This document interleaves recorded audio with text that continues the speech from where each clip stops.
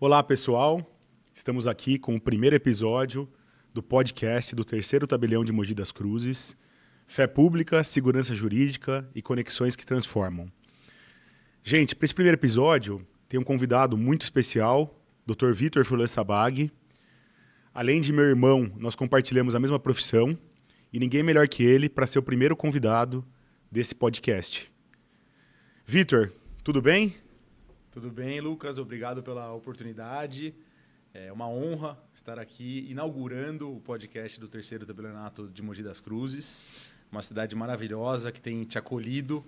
E quero alertar o público que eu não recebi pauta, não pude me preparar, então vai ser uma conversa... Freestyle. Um freestyle podcast. Então relevem qualquer despreparo aí nas respostas. Assim que é bom, né? Uma coisa leve, um bate-papo informal. Vitor, vamos falar um pouquinho sobre a carreira notarial, essa que a gente compartilha. Em que momento você percebeu que você queria seguir a carreira notarial? Foi na faculdade? Foi antes? Foi depois da faculdade? Conta um pouco pra gente que o nosso público também tem muitas pessoas aí que pensam em prestar concurso, em iniciar na carreira notarial, escreventes, auxiliares, já pessoas que já são tabeliães, notários, e eles às vezes se perguntam, nossa, foi na faculdade, foi antes, foi depois? Como é que aconteceu isso pra você? Bom, nós temos uma diferença de 6 anos de idade, né? E eu sempre tive em você um espelho, um exemplo, assim, em todas as áreas da minha vida, né? Da escola, nos esportes, e não foi diferente no curso que eu escolhi, né? No direito, e posteriormente na carreira. Quando eu entrei na faculdade, você estava saindo. E você não tinha muita noção de qual carreira seguir, prestava vários concursos... e acabou indo para a carreira notarial. E despertou uma paixão muito grande em você. Eu percebi que você ficou admirado e ficou muito feliz em escolher uma carreira que contemplava uma área pública, uma função pública com uma gestão privada, que misturava os dois mundos. E eu me apaixonei também por isso, em ver você seguindo essa carreira, apaixonado, descobrindo, desbravando essa carreira. E eu cursei a faculdade já muito enviesado para essa área notarial e registral. Mas não era uma certeza. Então eu procurei, na faculdade, experimentar vários setores diferentes dentro da carreira jurídica pública. Então eu trabalhei no Ministério Público. No começo eu trabalhei em escritório, né, de advocacia, fiz um teste. Depois eu trabalhei no Ministério Público, na área de registros públicos. Depois eu tive a felicidade de trabalhar no Tribunal de Justiça, com o desembargador Francisco Eduardo Loureiro, que hoje é presidente do tribunal, e que foi uma experiência e tanto na minha vida. Eu aprendi muito no gabinete do Dr. Loureiro. Sou muito grato a tudo que eu vivi nesses 3 anos com o desembargador. E ali eu me decidi que essa área realmente despertava um interesse em mim, que era uma área interessante, que eu me via potencializando tudo que eu posso oferecer. E aí eu segui os seus passos, primeiramente num cartório de registro civil e depois continuando a prestar concursos e mudando de delegação. E agora você está no tabelionato, no segundo tabelião de São José dos Campos. Sim. Conta um pouquinho como que foi essa experiência, essa transição de carreira, de uma cidade menor, de um tabelionato de notas de protesto, para um tabelião já maior, de notas puro. Foi uma decisão que te amedrontou um pouco, te assustou? Ou não, foi uma coisa que você teve plena segurança? Conta um pouquinho como é que foi essa escolha. Na realidade, é bom ressaltar que eu também estou como tabelião interino no terceiro tabelionato de Campinas. Então, essa experiência num tabelionato numa cidade grande, vamos dizer que tirou um pouco do receio, do medo, e me deu a coragem suficiente para assumir um tabelionato de notas puro numa cidade como São José dos Campos, que é uma cidade parecida com Campinas, né? Uma cidade do interior, mais desenvolvida e muito maior do que a minha delegação anterior. Foi uma escolha fácil, a meu ver, São José dos Campos, porque eu sempre soube que era uma cidade excelente, receptiva, acolhedora, muito bem localizada, né? Em São José dos Campos a gente está perto da praia, perto da montanha, perto de São Paulo, perto de Guarulhos, caminho para o Rio de Janeiro. E todas as minhas expectativas se confirmaram. Desde que eu cheguei em São José dos Campos, eu fui muito bem acolhido. a população recebe muito bem quem vem de outra cidade. Afinal, é uma cidade muito cosmopolita, que recebeu muitas pessoas de fora. Então, eu estou muito feliz em São José dos Campos. Foi uma decisão acertada, ao meu ver, e eu pretendo agora devolver à população de São José dos Campos tudo isso que vem sendo oferecido a mim. Esse acolhimento, essa receptividade, eu quero transformar em um bom serviço, em um atendimento bom, moderno, rápido para a população, para justificar a minha ida a São José dos Campos como tabelião do 2º tabelionato de notas. Não sei se você tem a mesma sensação que eu, mas além da mudança de cidade, que eu também estou passando agora, né, mudança de prédio, todas as mudanças que a gente está vivendo agora, eu sinto que a gente está entrando num momento de revolução da própria atividade, com inteligência artificial, com videoconferências cada vez mais naturais. Acho que a videoconferência agora se tornou até a regra, né? Antes o presencial era a regra, agora a videoconferência se tornou a regra, o presencial se tornou a exceção. Você sente isso também, que você está entrando num momento de, vamos dizer assim, de um turbilhão da atividade e que está mudando um pouco a imagem como as pessoas enxergam o cartório de notas e que a gente tem desafios aí agora maiores do que talvez a gente enfrentou e muito, muito diferentes do que a gente enfrentou no nosso primeiro cartório? Eu tenho a impressão, Lucas, que na verdade o mundo inteiro está sendo remexido, vamos dizer assim. As profissões estão sendo colocadas em xeque, a inteligência artificial vem ganhando uma força descomunal, as pessoas não sabem para onde isso vai, quais profissões serão suplantadas, quais profissões serão revolucionadas ou quais profissões serão potencializadas com a IA. Então, eu sinto que, sim, isso está acontecendo, acontece na nossa atividade, mas não só na nossa atividade. O mundo está um turbilhão, como você disse. E a atividade notarial, na minha visão, tem sido muito eficiente nessa transformação de imagem. Nós éramos vistos como um serviço caro, burocrático, arcaico, e eu tenho a impressão que as pessoas, a passos pequenos, estão mudando essa perspectiva. Hoje, nós temos o serviço do e-notariado, como você bem disse, videoconferência, assinatura eletrônica. Tem a Scroll Account, que é uma facilidade que os cartórios oferecem, que eu vejo como revolucionária. Quando pegar, né, como a gente diz, quando isso pegar no Brasil, eu acho que será transformador. O e-note provas agora, complementando a função da ata notarial, né, com outro intuito, mas complementando. Então, eu vejo que os cartórios, hoje, eles têm acompanhado a revolução da sociedade e a modernização da sociedade. Não vejo como um serviço que parou no tempo. E, ao mesmo tempo que somos remexidos por um turbilhão aí de informações, de mudanças, geopolítica e IA, eu acho que a gente tem se movimentado bem nesse terreno que não é muito firme. Legal. Hoje eu tive um cliente no cartório que ele falou uma expressão que eu achei muito engraçada, que ele falou assim: eu fui alvejado por um boleto hoje do protesto. Por que ele falou isso? Porque ele falou, apareceu no DDA dele, um boleto do protesto, ele não recebeu a intimação, porque ele não mora em Mogi das Cruzes mais, o endereço que a prefeitura informou, né, para protestar a dívida ativa era de Mogi das Cruzes. Ele falou, eu fui alvejado por um boleto. Mas se a gente pensar que ao mesmo tempo que a inteligência artificial ela promove facilidades, ela assusta também um pouco, né? Que é isso, né? Você abrir o banco lá e de repente tem um boleto que não foi uma pessoa que te entregou, não foi uma pessoa que explicou para você aquilo ali. Então, eu sinto que essa pessoa era um pouco mais velha, né? Então, para ela, aquilo ali é um negócio até, vamos dizer assim, impactante, né? Que assim, é de sopetão mesmo, né? É um pouco igual o e-notariado, né? A pessoa abre o celular, de repente tem um tabelião e tem outras partes ali já prontas para lavrar uma escritura. O imóvel dela vai ser transferido pelo celular, uma coisa assim... que choca, né? Algumas pessoas ficam chocadas com isso. Eu não sei se você sente isso também no seu dia a dia, da pessoa ficar impressionada, falar, nossa, mas já é só isso, tá? É tão simples, é tão fácil, é só pagar aqui que resolve, eu não preciso ir aí, não preciso levar o comprovante. Eu falei, não, se o senhor pagar esse boleto, tá resolvido, o senhor não vai ser protestado. E ele falou, não, então tá bom. E no final, a sensação que ele teve de ser alvejado se transformou numa coisa boa, leve, né? Leve, porque ele entendeu, né, que aquilo era uma forma de facilitar, né, o dia a dia dele. Mas legal. Então, acho que esse impacto social da nossa atividade é interessante, né? No primeiro momento parece uma coisa agressiva, mas depois a pessoa percebe que é para o bem dela, para facilitar, para ela perder menos tempo e a gente ser considerado menos burocrático, né? Sim. Com isso.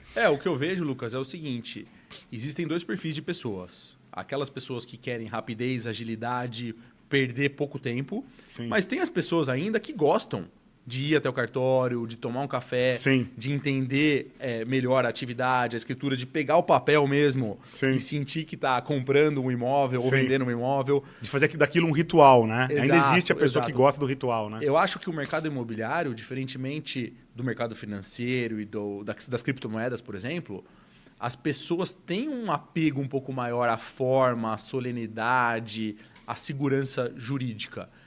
O blockchain, a criptomoeda, eu vejo que as pessoas destinam uma parte do patrimônio e se perder, tá tudo bem.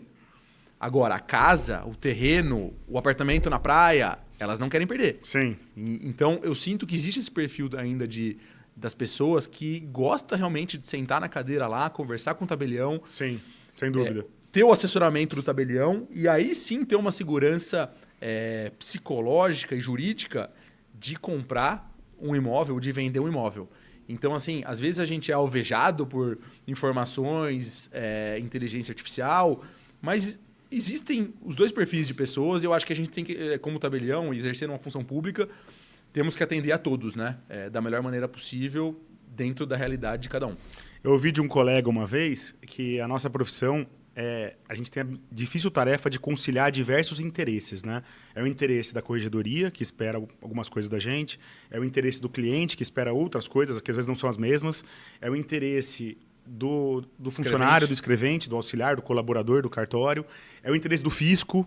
Então, assim, é uma tarefa difícil. E aí, nessa linha, eu queria te fazer uma pergunta. Ao mesmo tempo que a gente atende, às vezes, 700, 800 pessoas no dia, né, no cartório, eu agora tenho ficado na recepção do cartório, tenho visto que é muita gente que entra no cartório, ao mesmo tempo que a gente tem esse contato com gente o dia inteiro, existe o aspecto da solidão da atividade, né? Porque a gente não pode ter sócio, a gente atua de uma forma isolada, as decisões são todas nossas, ao fim e ao cabo, por mais que você discuta com os escreventes, com o substituto, com a substituta no meu caso, né, que é a Ellen, e com a Mônica, que é minha substituta também, no final a decisão é sua e o erro, o acerto é seu. Você enxerga essa solidão como um fardo ou como uma responsabilidade maior, como uma missão, um propósito? Como é que você enxerga essa solidão da atividade do notário e do registrador? Eu tenho a impressão que essa solidão do tabelião ou do oficial registrador é algo pouco discutido. As pessoas não conversam sobre isso e é um elemento que traz muita pressão para nós. Isso é inegável. Você pode muito bem ter substituto ou substituta de confiança, conversar, mas é o que você disse, no final a decisão é nossa. E nós, por exemplo, as nossas esposas não são da área. Então, mesmo que a gente tente explicar e conversar sobre o tema, há uma assimetria ali de conhecimento, de informação que impede uma decisão conjunta, assim, vamos dizer. Então, eu acho que essa solidão traz um estresse, uma carga, uma pressão, uma carga que é difícil de lidar, não é fácil. Sim. E nós temos, os nossos dois pais são psicólogos, né? Nossa mãe e nosso pai, ambos são psicólogos. E na terapia, eu acho que é uma questão muito importante de ser debatida. Trabalhada, sim. Eu tô no meio de um processo de mudança de sede da serventia lá em São José dos Campos. Sim. Saindo de um prédio um pouco mais antigo e tentando levar o cartório para um prédio mais moderno, que ofereça um serviço melhor para a população. E eu ouvi todas as opiniões possíveis. Eu ouvi de clientes e de funcionários que eu era louco, Sim. que eu estava rompendo uma tradição de tantos anos, que eu ia perder toda a clientela que o cartório tem. Também ouvi opiniões radicalmente opostas, que eu tinha que sair no dia seguinte, que não tinha nem que pensar, que tinha que ir para esse bairro ou para esse. A gente acaba tentando buscar um meio termo, né? Exatamente. As opiniões, né? E você mais uma vez, é alvejado por tantas opiniões e você se questiona. Pô, será que aquilo que eu pensava há uma semana realmente é o certo? Eu ouvi pessoas inteligentes dizendo isso, e outras pessoas inteligentes dizendo o contrário. Para onde eu devo ir? Sim. Então, eu acho que assim como o empreendedor, o tabelião ele tem que tomar decisões um pouco contrarian, né? Vou dizer assim. Sim. Um pouco que foge da maioria, vamos dizer assim. Sim. Contra-majoritárias. Contra-majoritárias. Com base na intuição, com base no feeling. Tem um pouco de sorte também, né? O elemento sorte. sorte é um pouco presente na atividade, né? A sorte, eu acho que é presente em tudo na vida. Tudo né? na vida. Por exemplo, eu saí bonito e você nem tanto. Então, eu acho que teve uma sorte aí. Isso é a sua opinião, né? Tem as opiniões as contramajoritárias, né? Teve uma sorte aí já genética, né? Mas, brincadeiras à parte, eu acho que tem o elemento sorte, mas tem o elemento também de ter uma visão empreendedora mesmo, que é o bonito da atividade. Sim, né? sim. Nós estamos numa função pública, de gestão privada, então existe o elemento de empreendedorismo. Sim. Você, por exemplo, você trouxe o cartório para um shopping. Sim. Algo inovador aqui em Mogi das Cruzes. Sim. Está oferecendo uma comodidade muito grande, um conforto espetacular para o usuário. E não é uma decisão fácil de tomar. Não, não é. Você saiu da rua, saiu do centro e trouxe o cartório para o shopping. Foi Sim. uma decisão disruptiva, vamos dizer assim, né? Eu nunca esqueço de um amigo que falou para mim uma coisa. Falou, Lucas, você nunca vai conseguir agradar todo mundo. Pra você ter uma ideia, quando eu inaugurei minha sede, que eu achei que estava maravilhosa, um sujeito me chamou, um usuário do serviço, falou, preciso falar com o tabelião. Ele foi todo preocupado, achando que era uma coisa séria e tal. O usuário chegou para ele e falou assim, eu acho que tem muita cadeira aqui. Ele falou, mas qual que é o problema? Não entendi. Não é melhor ter muita do que ter pouca? Não, é muita cadeira, é exagero, não precisa ter tanta cadeira. Sim. Então, assim, sempre vai ter a pessoa que vai reclamar, mesmo se você montar um castelo, um castelo da França para receber as pessoas, vai ter gente que vai reclamar, né? Então, acho que nem Jesus Cristo conseguiu agradar todo mundo, né? Sim. Mas a gente vai buscar sempre o ideal, mas é interessante isso, né? Como a gente mesmo fazendo o nosso melhor, porque a pessoa só vê a obra pronta, né? Ela não vê o processo. E o processo é doloroso, né? Da mudança, Sim. né? E mesmo fazendo tudo isso, às vezes você vai ter que ouvir uma crítica, ouvir uma pessoa que vai falar mal da sua decisão. Mas faz parte da vida, né? Não tem o que fazer. Sim. É o nosso dia a dia, a gente... E é engraçado que a gente estuda, né, as matérias jurídicas, mas não se prepara para esse tipo de decisão, né? Para essa decisão do empreendedorismo que você falou, isso não é cobrado no concurso, né? É uma coisa que você é jogado ali, você tem que aprender. Tem alguns colegas até que fizeram cursos, MBAs, né, empresariais, mas eles falam que não se aplica muito à atividade também, não. A nossa atividade como você falou, é um mix, né? Mas que conselho que você daria para alguém que está iniciando a atividade? Eu gostaria de ouvir agora que tipo de preparo essa pessoa tem que ter, fora das questões das matérias, dos cursinhos, que isso aí já tem muita gente que está falando por aí. Preparo emocional que a pessoa tem que ter, preparo psicológico. O que você falaria que é importante a pessoa que está querendo entrar na nossa carreira precisa desenvolver? Olha, Lucas, além da capacidade técnica, jurídica, nós somos obrigados a ter uma inteligência emocional muito grande. Porque muitas vezes na gestão das pessoas, dos funcionários, nós somos confrontados com dilemas que a gente sequer esperava. Uma escrevente que... brigas entre escreventes, por exemplo. É algo muito rotineiro, você sabe disso. Sim. E, normalmente, nós temos uma posição de liderança que não nos permite tomar partido. Se a gente tomar partido, o clima vai ficar ainda pior. Sim. Então, essa capacidade... E às vezes a gente sabe quem está certo na história, Exato. mas você não pode falar, né? Exato. Essa capacidade de conciliação entre as pessoas e entre a equipe, eu julgo como a tarefa mais difícil de um tabelião, além da administração do cartório, né? Porque o preparo jurídico nós temos, né? Sim.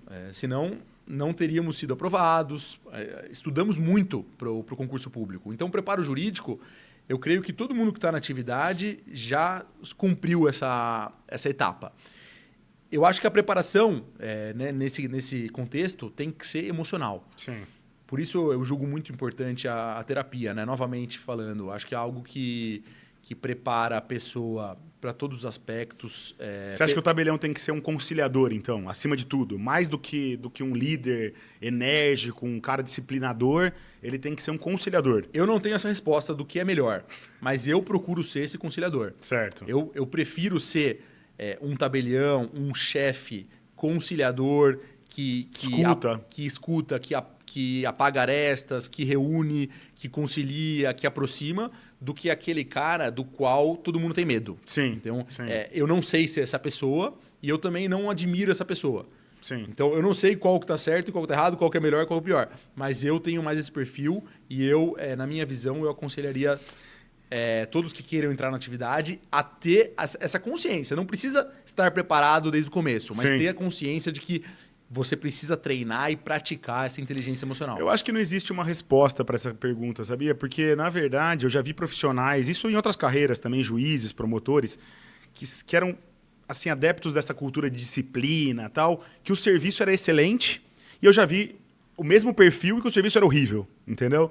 E do outro lado eu já vi gente que é conciliadora, que é o que você falou, para as arestas, que o serviço é excelente, e eu já vi pessoas que atuam dessa forma que o serviço é péssimo. Então, assim, eu acho que não tem uma resposta, não tem uma fórmula mágica, né?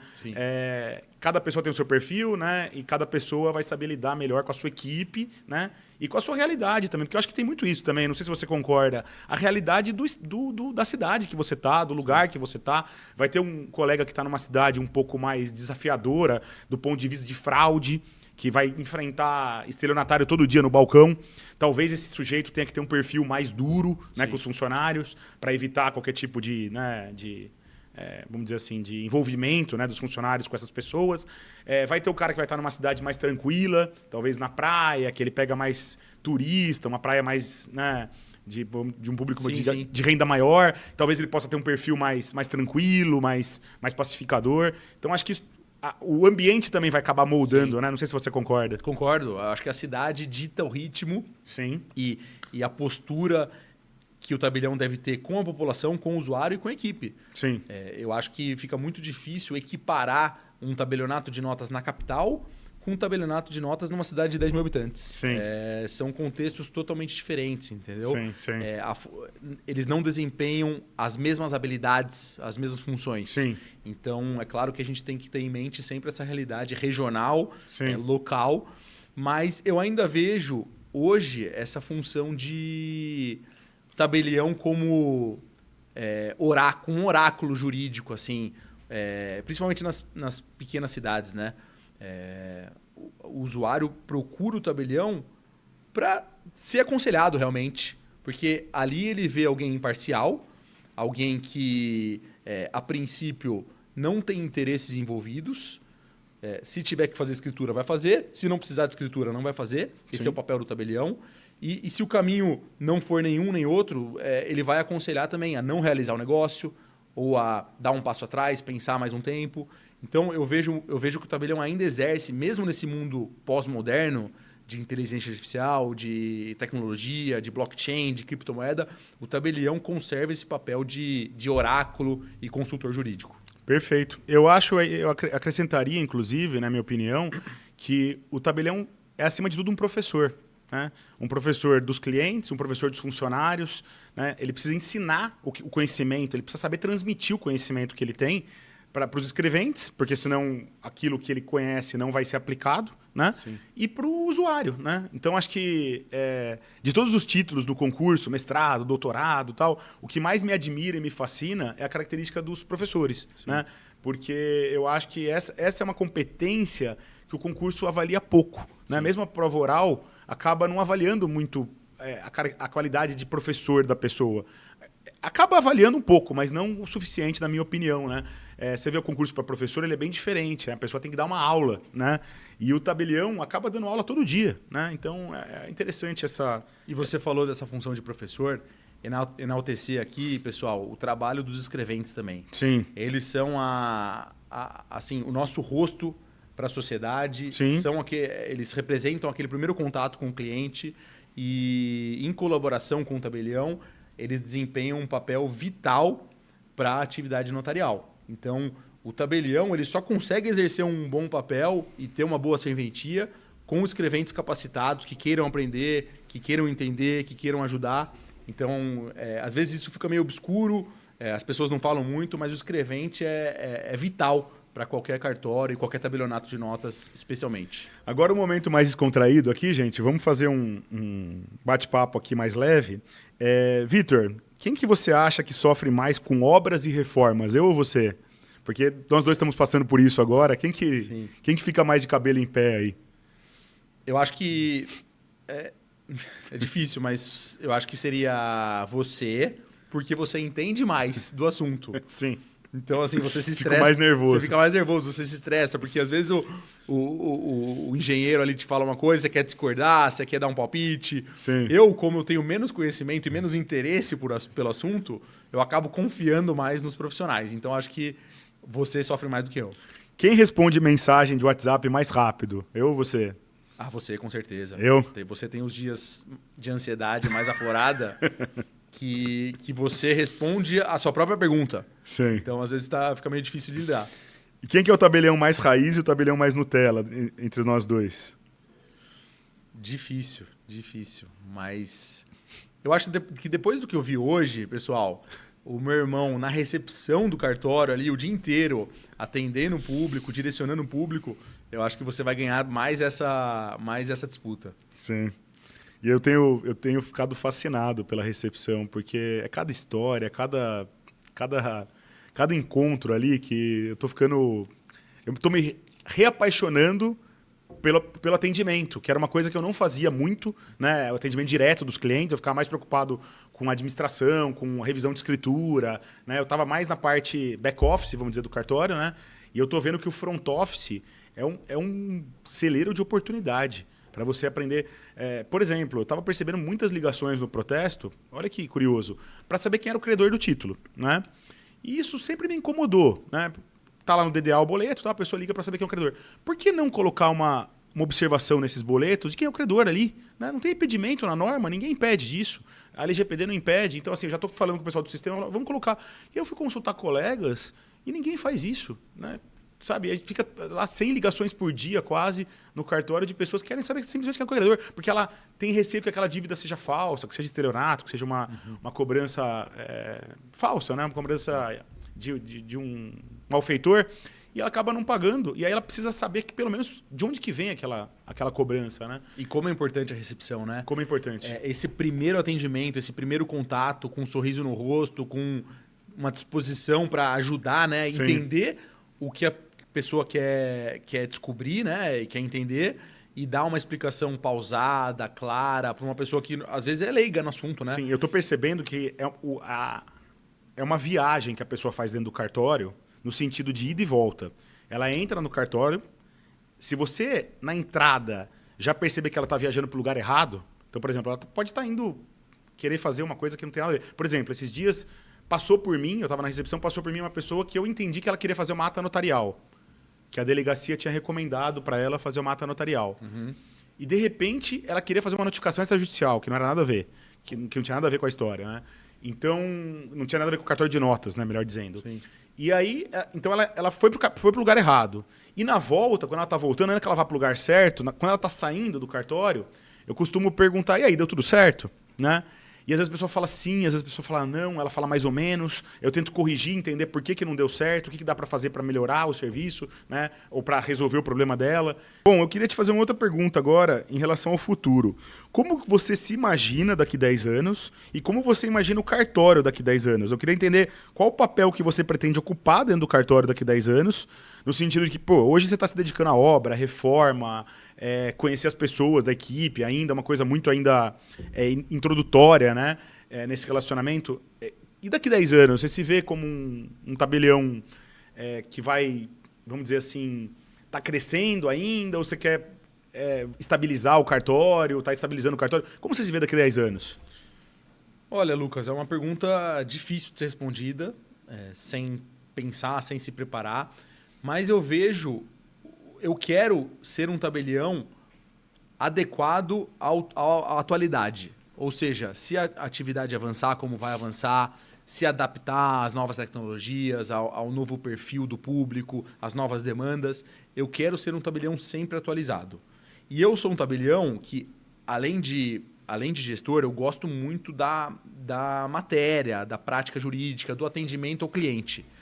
Então, eu pretendo continuar exercendo essa função, recebendo o cliente interessado num planejamento sucessório, aconselhando um advogado que se mostra interessado num testamento. Legal. Ou explicando as cláusulas de uma doação, cláusula de reversão, incomunicabilidade, doação com usufruto. Hoje temos muitos novos instrumentos jurídicos que fazem parte do movimento de desjudicialização, que são interessantíssimos e as pessoas não conhecem. Eu ia falar exatamente disso. A usucapião extrajudicial, a adjudicação compulsória, a escrow account novamente. Sim. Eu ia falar de sugerir uma cláusula de arbitragem. Amanhã ou depois pode ter outra forma de solução de conflitos. A gente tá sempre trazendo inovações, né? Sim. Porque eu acho que o nosso papel é esse, né? Trazer inovações, soluções que as pessoas não estão atentas ainda, né? Sim. É isso. Porque acho que daqui a 10 anos eu me vejo assim também. Sempre colocando alguma coisa ali na escritura, né, no meu trabalho, de que as pessoas ainda estão conhecendo, mas eu já sei que aquilo ali é uma coisa boa, que vai trazer uma facilidade, um benefício para a pessoa. Acho que é mais ou menos isso. Né? E eu acho que às vezes nós perdemos de perspectiva que, apesar de nós estarmos na atividade totalmente antenados em tudo que vem de novidade, as pessoas não estão tão ligadas assim nas novidades legislativas. O advogado, sim, mas o usuário, o leigo, às vezes não sabe que dá para fazer usucapião no cartório. Sim. Às vezes não sabe que dá para fazer adjudicação compulsória no cartório. Não sabe o que é escrow account. Sim. Eu acho que o nosso papel é de divulgador também, né, das inovações. Né? A gente precisa ser a ponta da divulgação. Né? Eu acho que a divulgação é muito importante. O Colégio Notarial exerce uma importante função nesse sentido. Sim. Mas eu acho que cabe a nós, tabeliães,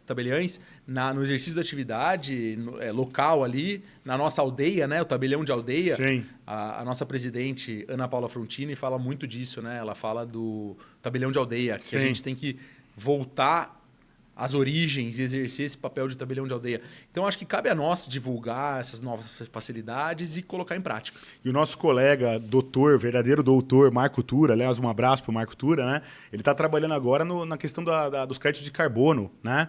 Que a nossa ideia é que isso passe pelo tabelionato de notas, né? Desde o início da formação do crédito por meio de uma ata notarial, né? E a USP, que é a primeira registradora, está incubada lá na Escola Politécnica da USP, né? Ela está super interessada nisso. Né? E a gente precisa divulgar isso para as pessoas. Mostrar que o cartório ele pode ser um gerador de facilidade em situações que as pessoas nem imaginam. Porque hoje você conversa com uma pessoa que trabalha em crédito de carbono, a pessoa fala, não, cartório? Como assim? Para quê? Tá, no máximo registrar no título dos documentos, né, o contrato de transferência do crédito de carbono. Mas ela não entende que a gente pode dar uma segurança muito maior para o processo. Né? Então, eu acho que é isso. Né? É sempre ser o divulgador dessas novidades, né? De trazer para o público o que a pessoa nem imagina que pode ser feito no cartório. Muito legal, Vitor. Você acha que o público ainda tem uma visão antiga, retrógrada dos cartórios? Ainda, mesmo depois do e-notariado, da digitalização, do e-note provas que você citou, o que dá para a gente fazer para as pessoas enxergarem o cartório como eles enxergam, por exemplo, uma loja da Apple, como eles enxergam, por exemplo, uma loja de tecnologia, qualquer que seja, né? Às vezes eu sonho com um cartório em que a pessoa entre e vista um óculos de realidade virtual e consiga enxergar o imóvel que ela está comprando de forma tridimensional, num mapa, de uma forma que ela visualize, né, até o subsolo do imóvel que ela está comprando. No sentido de se tem alguma contaminação ou não. Eu penso a tecnologia muito aliada ao cartório. Você tem essa visão ou você acha que o cartório sempre vai ser um serviço tradicional, como foi concebido lá na Idade Média, né? Da orientação, do papel, e que não cabe a gente essa interface, vamos dizer, da pessoa com o imóvel? Eu queria entender um pouquinho como que você vê essa questão. Olha, Lucas, é uma questão muito interessante que você colocou. Eu confesso que eu nunca tinha pensado nessa perspectiva de imóvel 3D, enfim, um cartório parecido com uma loja da Apple, né? Sim. E eu acho que é sim possível. Por que não? O quanto já não evoluímos desde Gênova até agora? Quem imaginaria lá atrás que teríamos videoconferência, assinatura digital, e-note provas? Sim. Então, é sim possível. Mas eu vejo no tabelião ainda um papel tradicional ainda de imparcialidade, assessoramento jurídico, aconselhamento equânime das partes, sem interesses, Sim. sem vieses. Eu acho que o tabelião, a nossa função é muito bonita por isso. Justamente pela imparcialidade no assessoramento jurídico. Nós damos o mesmo tratamento para pessoas muito diferentes. Se tiver um mega empreendedor multimilionário comprando uma casinha de uma senhorinha humilde para fazer um empreendimento lá, a nossa função, por lei e por dever ético, é tratar os dois da mesma forma, aconselhando, expondo os riscos. E as nossas normas, inclusive, falam, né, que temos o dever de assessorar ainda mais o hipossuficiente. Sim. Então, eu acho que não podemos perder isso de vista. Sim. Privilegiar um cliente em detrimento do outro, eu acho que é algo que poderia matar a nossa atividade. Sim, e não é esse concordo. o caminho. Mas uma visão mais tecnológica, mais adequada à realidade, eu acho que é algo que já estamos fazendo. Já estamos fazendo. O Colégio Notarial tem incentivado isso, a divulgação dos nossos trabalhos, das nossas ferramentas disponíveis no tabelionato de notas. Então, por que não pensar num ambiente 3D para explicar a matrícula do imóvel, para mostrar ali a descrição que normalmente é ininteligível pelo leigo, de frente com a rua tal, faz esquina com a rua tal. Sim. As pessoas não entendem isso. Sim. Por que não ter um computador ali ou uma plataforma 3D? Um holograma, né? Um holograma para Sim. mostrar, o seu imóvel rural faz divisa com esse aqui. Então você vai ter que buscar esse confrontante para facilitar ou para Uma retificação de área. viabilizar uma uso capião. Sim. Ou uma retificação de área. Sim. Então, eu acho que são facilidades que não afrontam a essência da nossa atividade e, por outro lado, facilitam a vida do usuário. Legal. Você citou Gênova, porque a gente estava conversando antes aqui do podcast, né, do primeiro protesto e tal, né, de como mudou, né, o primeiro protesto até hoje, como funciona o tabelião de protesto hoje em relação ao que era, né? Então foi interessante a citação. Muito bacana. E para encerrar, eu acho que a gente poderia falar um pouquinho sobre família, né? Eu acho que família do tabelião, né, é um pouco diferente das famílias de outros profissionais, né? Porque sempre tem aquele dilema de colocar a família no cartório para trabalhar com a gente, de não colocar, de incentivar, né, os nossos filhos a fazerem algo diferente do que a gente faz, ou não, ou guiá-los para o mesmo caminho que a gente seguiu. O que você acha disso? Você acha que a família, ela necessariamente ela tem que estar junto com a gente dentro do cartório, ou não, ou tem que ficar longe do cartório? Qual que é a sua visão sobre isso?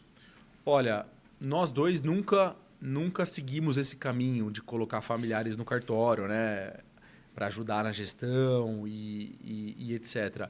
Mas eu não vejo com maus olhos. Eu acho que a nossa função, como a gente já mencionou, é uma função muito solitária. Sim. E nem todas as pessoas lidam bem com essa responsabilidade emocional, com essa carga de estresse que a solidão do tabelião carrega. Então, por que não ter um irmão, ou um filho, ou uma esposa, ou um marido junto com você ali na atividade? Mas você não acha que isso pode atrapalhar o relacionamento do casal, por exemplo? Marido e mulher trabalhando juntos o dia inteiro, aí chega em casa, não é difícil separar? Como é que é para você separar, né, o horário do cartório, que o cartório está aberto, em casa, quando você está em casa, você lembra de um problema, você lembra de uma coisa que você esqueceu de fazer, às vezes você não anotou na agenda. Isso não contamina um pouco o relacionamento, você acha? Eu acho que sim, é uma questão muito difícil de lidar, porque o tabelião não tem férias, vamos ser sinceros, não tem férias. Nós podemos estar formalmente de férias, viajando, mas o nosso celular vai estar um turbilhão de mensagens, nosso escrevente com dúvida, nosso substituto com dúvida, Sim. cliente tentando nos acessar para eventual questão. Então, assim, E muitas vezes as nossas esposas não entendem isso, Não né? entendem. Elas falam, você está de férias, por que você tem que ficar respondendo, né? Sim, Mas sim. eu acho que isso está muito ligado ao regime de responsabilidade, né? Sim. Que é total, 100%, todo o nosso patrimônio responde, né? Sim. Então você não quer perder seu patrimônio porque você saiu de férias. Sim. Então se você fizer uma burrada lá no cartório, aliás, o seu funcionário, a gente até entende que a corregedoria talvez releve e tal, mas a responsabilidade civil vai vir do mesmo jeito, Sim, né? sim. Mas elas não entendem muito bem isso porque, como você falou, elas não são da atividade, né? E eu acho que também a responsabilidade de enxergar ali, enxergar o cartório como uma extensão da sua pessoa, né? Aquilo representa o que você é. Sim. Então, eu quero um cartório moderno, cheiroso, receptivo, acolhedor, rápido. E mesmo nas suas férias, se um cliente se sentir mal no cartório, você vai se sentir mal. Sim. Porque você não vai pensar assim, eu tô de férias, não é problema meu. Não, é problema seu. Porque a sua equipe, que em tese é uma extensão de você, né, também atendeu mal. Sim. Né? Então... E eu me considero uma pessoa exigente, Lucas. Se eu vou numa loja Eu não quero ficar 20 minutos, 25 minutos, 30 minutos esperando. Não, você é muito ansioso nesse ponto, aliás, né? Eu sou exigente, eu te conheço, eu quero ser atendido, Sim. eu quero ter pelo menos uma perspectiva de ser atendido. Sim. Então, eu tenho realmente pavor de ver as pessoas esperando no cartório, sentadas ou na fila. Sim. Então, assim, estando de férias ou não, estando viajando ou não, eu quero garantir isso. Eu quero garantir que o cartório represente tudo aquilo que eu enxergo de bom em mim. Sim. Tira aquilo que eu enxergo de ruim em mim e coloca aquilo de bom. Então, um cartório receptivo, moderno, ágil. Então, isso não muda nas férias ou trabalhando. E você acha, Vitor, que as pessoas, o usuário do cartório, eles também estão cada vez mais impacientes, no sentido de que as pessoas querem que o cartório seja uma padaria, chega lá, entrega, paga o pão e recebe o pão, e se levar um dia, 2, já é um absurdo. Você enxerga que as pessoas estão mais impacientes? Porque tem gente que eu converso e fala assim, não, pra mim, cara, eu entendo que não, que as pessoas estão mais pacientes porque a pessoa fica no celular, no Instagram, no cartório, e às vezes ela espera meia hora, 40 minutos e não reclama. E outros já falam, não, eu vejo as pessoas muito mais impacientes. Como é que você enxerga isso? Eu acho que depende muito do ambiente em que o cliente, o usuário está. Se ele estiver num ambiente confortável, climatizado, cheiroso, com um café gostoso, com uma água geladinha, com Wi-Fi disponível, eu acho que ele não se mostra impaciente. E esse eu acho que é o grande desafio da nossa atividade. Porque algumas operações que acontecem no cartório não são rápidas. Sim. Às vezes a pessoa chega querendo lavrar uma escritura de compra e venda de um imóvel de 3 milhões de reais no mesmo dia. Não, pera lá. A gente precisa tirar as certidões, a gente precisa assessorar a outra parte, o advogado dela vai querer saber do que se trata essa cláusula na escritura, por que ela está redigida assim e não assim. Então, assim, a nossa atividade, como você bem disse, não é igual a uma padaria ou uma cafeteria, que o pão fica pronto e tem que ser entregue quentinho. Então, algumas atividades que a gente desempenha são demoradas e precisam ser demoradas. E a nossa função existe para isso. Então, eu acho que se o ambiente for confortável, receptivo, acolhedor, a pessoa não vai ser impaciente. Sim. Ela vai entender e ela vai se sentir confortável ali, tomando um café, usando o Wi-Fi, lendo eventual revista ou livro que esteja ali disponível. Agora, se você oferecer um ambiente ruim, defasado, arcaico, quente, aí a pessoa não vai ver a hora de ir embora. Sim. Então, eu acho que o ambiente vai moldar essa sensação. Legal. E você acha que o cartório pode ser assim um hub de negócios para as pessoas também? Um ponto de encontro para as pessoas fazerem negócios dentro do cartório? Porque alguns colegas são muito resistentes a isso, né? Eles falam, não, o cartório não é lugar para as pessoas se encontrarem e fazerem negócios. Outros já dizem, não, eu acho que o cartório tem que ser um espaço que as pessoas se sintam seguros, né, acolhidos, até no ponto de vista de violência, né, de pagamento. Às vezes a pessoa quer fazer um pagamento em dinheiro, né, de uma quantia relevante em dinheiro. Você acha que o cartório é lugar para isso ou a pessoa tem que ir procurar um banco, procurar um outro ambiente para fazer esse tipo de transação? Como é que é para você isso? Eu vejo com bons olhos. Eu acho que temos expertise, temos um ambiente acolhedor, temos conhecimento técnico. Então, por que não servir como um hub de negócios? Inclusive, negócios notariais. O balcão, o nosso balcão, né, vulgarmente chamado de balcão, que normalmente estampa as palavras autenticação e reconhecimento de firma. Sim. Eu acho que o caminho é transformar esse balcão num balcão de serviços notariais. Então, ele não tem que ter aquele viés de só reconhecimento de firma e autenticação. Ele tem que ter um viés de serviços notariais lato sensu. Então, ali a gente vai oferecer correspondente bancário, escrow account, procurações, atas notariais. Então, eu acho que a nossa atividade caminha para esse sentido. Legal. De ser realmente um hub de negócios notariais, jurídicos, seguros, que ofereçam segurança jurídica. Eu acho também. Mas, ao mesmo tempo, ofereçam praticidade e soluções que, às vezes, o mercado não oferece. Eu acho que se a gente não assumir esse papel, outras profissões vão acabar assumindo, com todo respeito, mas assim, por exemplo, as imobiliárias já estão assumindo esse papel. Os corretores já estão trabalhando como correspondente imobiliário, eles já vendem o crédito, a pessoa que não tem o crédito, né, ele já vende o crédito ali para a pessoa, né, como intermediário, claro, da instituição financeira, mas já... E se a gente não assumir esse papel, o nosso papel, que é da certificação, né, do assessoramento, da certificação, vai ser transferido para quem faz isso tudo, né? Então, ou a gente assume o papel de fazer o pacote completo, full service, né, ou o nosso papel vai ser transferido para quem faz esse full service, que pode ser o banco, pode ser a imobiliária, pode ser, enfim, né? A câmara de arbitragem, né? Às vezes já oferece tudo. Então eu vejo também o cartório como tem que ser uma solução full service. Eu penso assim também. Sim. Legal, Vitor. Bom, foi um prazer conversar com você. Eu acho que foi uma noite, noite, para quem estiver assistindo, né? Muito agradável, um momento muito agradável. E espero recebê-lo novamente aqui. E desejo sucesso lá em São José dos Campos, na nova serventia, no novo cartório, no novo prédio em breve, né? E que Deus ilumine seus passos, como vem iluminando há muito tempo. Um grande abraço. Obrigado, Lucas. Obrigado pelo espaço, pelo tempo. Muito receptivo. Elogiar a nova estrutura do terceiro tabelionato de Mogi das Cruzes, que está sensacional. Realmente oferece esse ambiente sobre o qual conversávamos agora, acolhedor, receptivo, gostoso de estar. Então, primeiramente, agradecer o espaço e parabenizar. E em breve voltarei, se Deus quiser. Legal. Depois de muitos outros convidados, estarei de volta aqui para conversar de novo sobre cartório ou sobre outro assunto. Pessoal, esse foi o primeiro episódio do podcast Terceiro Tabelião de Mogi das Cruzes, conexões que transformam, fé pública e segurança jurídica. Um abraço a todos.